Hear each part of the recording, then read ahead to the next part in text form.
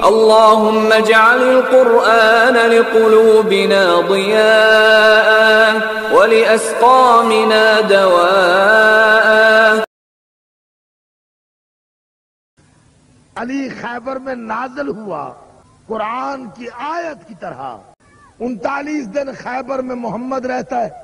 سارے شجاعان عرب صحابی اکٹھے، خیبر فتح نہیں ہوتا.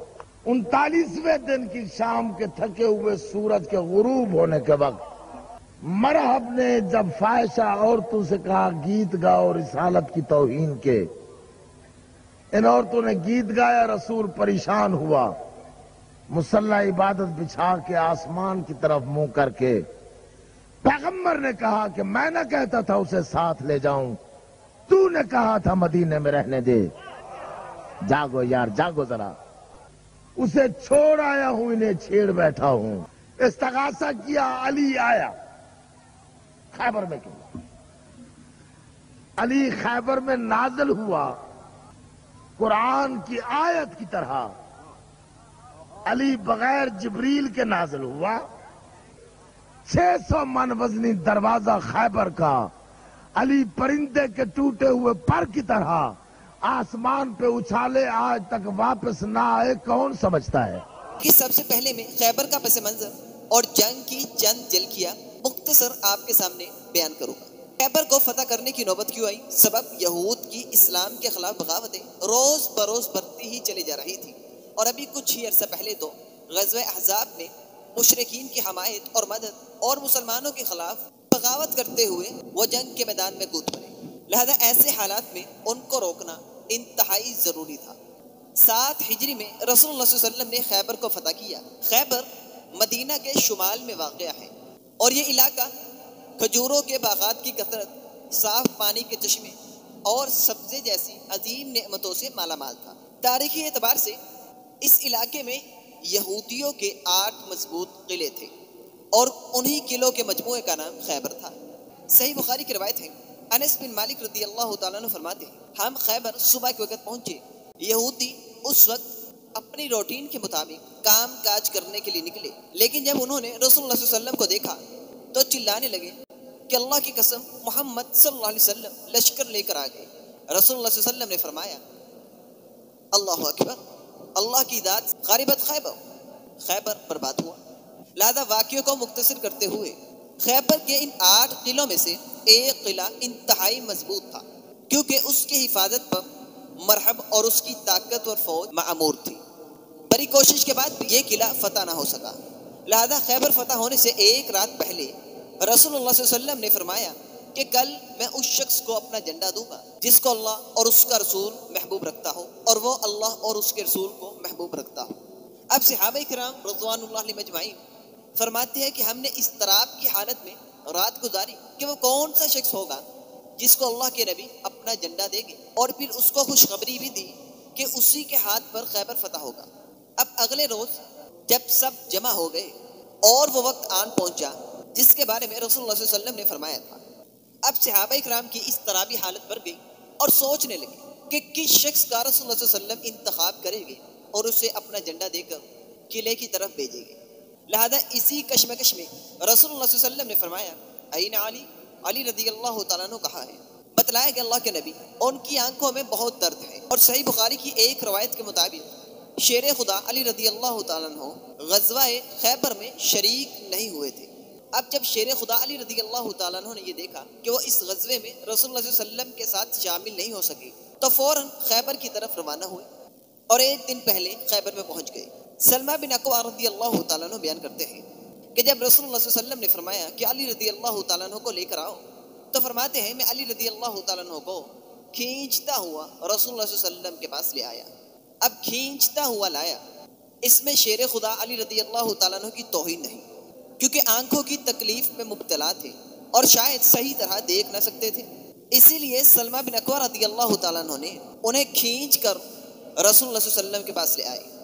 اب یہاں سے ہم اپنی گفتگو کا رخ بدلنے لگے ہیں. اب ایک جاہل شخص جس کی عقل کام نہیں کرتی وہ بھی اس بات میں بآسانی فرق سمجھ سکتا ہے کہ کہا کھینچ کر لانا اور کہا آسمان سے نازل ہونا قرآن کی آیت کی طرح فرق یہ تھا کہ قرآن کی آیت کو جبرائیل لے کر نازل ہوا کرتے تھے، لیکن علی رضی اللہ تعالیٰ عنہ خیبر کے میدان میں بغیر جبرائیل کے نازل ہوئے۔ ہمارے نزدیک صرف ایک ہستی ہے جو آسمان سے اترے گی، لیکن فرشتوں کے سہارے سے، اور لوگ بآسانی ان کو اپنی آنکھوں سے دیکھ سکیں گے۔ وہ ہستی ہوگی عیسیٰ علیہ السلام کی۔ بھائی جو پہلے ہی خیبر میں موجود ہے وہ خیبر میں نازل کیسے ہوگا؟ اب جو شخص ان کو لے کر آئے تھے وہ فرماتے ہیں انہیں کھینچتا ہوا لایا، اور یہ میری بات ہے نہیں بلکہ صحیح مسلم کی روایت ہے۔ لہذا علی رضی اللہ تعالیٰ عنہ کو لایا گیا، رسول اللہ صلی اللہ علیہ وسلم نے ان کی آنکھوں پر اپنا تھوک لگایا جس سے وہ پہلے کی طرح شفا یاب ہو چکے تھے۔ اب شیر خدا رضی اللہ تعالیٰ عنہ رسول اللہ صلی اللہ علیہ وسلم سے فرماتے اللہ کے نبی، اللہ کی قسم میں ان سے اس وقت تک لڑتا رہوں گا جب تک وہ ہمارے جیسے مسلمان نہ بن جائے۔ رسول اللہ صلی اللہ علیہ وسلم نے فرمایا علی پہلے انہیں اسلام کی دعوت دینا، اگر قبول کر لے اور اس نتیجے میں ایک بھی شخص مسلمان ہو جائے تو یہ تمہارے لیے سرخ اونٹوں سے بھی بہتر ہے۔ اب شیر خدا علی رضی اللہ تعالیٰ عنہ قلعے کی طرف بڑھے، ان کو اسلام کی دعوت دی مگر انہوں نے قبول نہ کی، لہذا جنگ شروع ہوئی۔ ادھر مرحب تھا، ادھر شیر خدا علی رضی اللہ تعالیٰ عنہ۔ علی رضی اللہ تعالیٰ عنہ نے مرحب کے سر پہ تلوار ماری جس سے وہ وہی ڈیر ہو گیا، اور اسی طرح مسلمانوں نے خیبر کو فتح کر لیا۔ یہاں تک تو جتنی باتیں ہم نے کی یہ صحیح سند کے ساتھ صحیح بخاری میں، صحیح مسلم میں اور مسند احمد میں موجود ہے۔ اب جو اگلا حصہ دروازے کو اکھاڑنے کا ہے یہ بالکل بے بنیاد ہے۔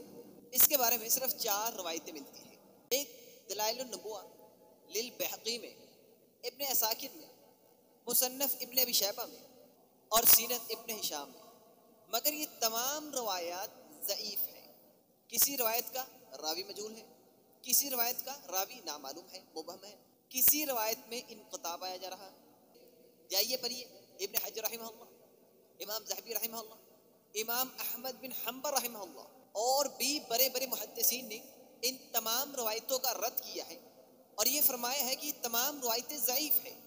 اور ابن کثیر رحمہ اللہ تو یہاں تک فرماتے ہیں کہ ان روایتوں میں کہیں تو انقطاع پایا جاتا ہے اور کہیں جہالت پائی جاتی ہے، اور ایک روایت تو اہل تشیع کی کتاب میں امام جعفر صادق رحمہ اللہ سے مروی ہے۔ اور بڑی حیرت کی بات ہے کہ خود اہل تشیع کے بڑے بڑے محدثین نے اس روایت پر جرح کی ہے، لہذا ان کے محدثین نے بھی اس روایت کو تسلیم نہیں کیا، اور ہمارے بڑے بڑے محدثین نے بھی ایسی روایتوں کو ضعیف قرار دیا ہے۔ اور یہی وجہ ہے کہ اگلا حصہ نہ بخاری میں ہے، نہ مسلم میں ہے، نہ ترمذی میں ہے، نہ مسند احمد میں ہے، اور تقریباً بڑے بڑے تمام محدثین نے ان روایتوں کو ضعیف قرار دیا ہے۔ روایت کیا ہے کہ علی رضی اللہ تعالیٰ عنہ نے خیبر کے اس دروازے کو ایک روایت کے مطابق جس کو 40 افراد بھی نہیں اٹھا سکتے تھے، اور ایک روایت کے مطابق جس کو 8 افراد اپنی پوری قوت سے ہلا بھی نہیں سکتے تھے، علی رضی اللہ تعالیٰ عنہ نے اس کو اپنے ایک ہاتھ سے اٹھایا اور اس وقت تک اٹھائے رکھا جب تک جنگ جاری رہی، اور اس دروازے کو اپنے ایک ہاتھ پہ اٹھا کر شیر خدا علی رضی اللہ تعالیٰ عنہ نے جنگ کی۔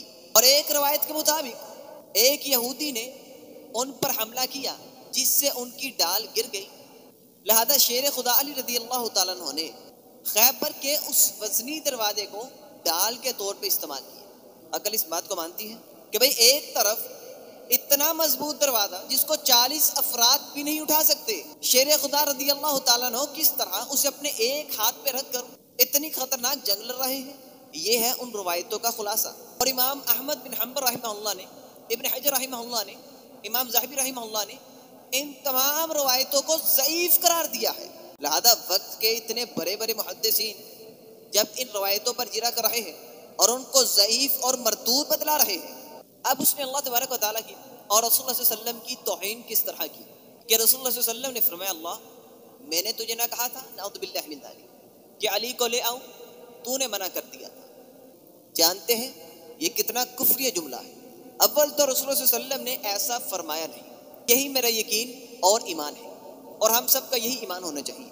لیکن اگر بقول ان کے رسول اللہ صلی اللہ علیہ وسلم نے ایسی گفتگو اللہ سے کی بھی تو رسول اللہ صلی اللہ علیہ وسلم اللہ کی توہین کے مرتکب ہو۔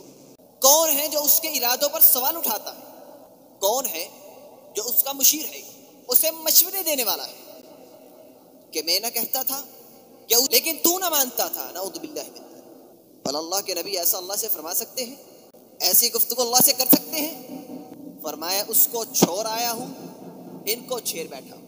یعنی نعوذ باللہ من ذالک، رسول اللہ صلی اللہ علیہ وسلم کو اللہ کی نصرت اور اللہ کی مدد پر یقین نہیں تھا، جو مدد اس نے بدر میں کی، جو مدد اس نے احد میں کی، بلکہ رسول اللہ صلی اللہ علیہ وسلم غیر اللہ سے مدد کی امید لگائے ہوئے تھے۔ اگر علی نہ ہوتا تو خیبر فتح نہ ہوتا رضی اللہ تعالیٰ۔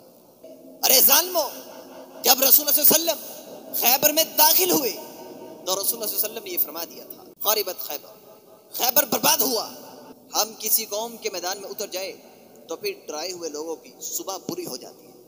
دیکھیے ایسی کوئی روایت امام بخاری نے اپنی صحیح میں وارد نہیں کی، امام مسلم نے صحیح مسلم میں روایت نہیں کی۔ کیوں؟ اسی لیے کہ وہ جانتے تھے ایسی روایتیں مردود ہیں، ضعیف ہے۔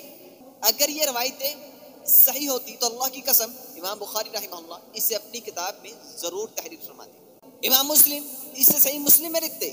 یہ بھی میں نے پڑھا ہے کہ صحابہ کرام نے اس دروازے کو کھارا، علی رضی اللہ تعالیٰ عنہ کا یہاں تذکرہ ہی نہیں ہوا۔ اور بڑی عجیب و غریب بات ہے کہ اکثر مفسرین کی یہ رائے ہے کہ مرحب کو شیر خدا علی رضی اللہ تعالیٰ عنہ نے قتل نہیں کیا، اور تقریباً اکثر محدثین ایسے ہیں جو اس دروازے والے واقعے کے قائل ہی نہیں۔ لہذا ہمیں بھی کوشش کرنی چاہیے کہ جہاں تک ہو سکے ایسی بے بنیاد باتوں پر اپنے کان مت کریں، اور بغیر تحقیق کیے کسی بھی بات کو تسلیم نہ کریں۔ اور واقعی اگر شیر خدا رضی اللہ تعالیٰ عنہ نے ایک ہاتھ میں خیبر کا دروازہ اٹھا کر اور دوسرے میں تلوار لیے جنگ جیت سکتے ہیں تو پھر احد کے میدان میں مسلمانوں کو شکست کیوں کھانی پڑی؟ چلو مان لیتے ہیں اگر صحابہ بھاگ گئے تھے تو کیا اکیلے علی رضی اللہ تعالیٰ عنہ ان کے لیے کافی نہیں تھے؟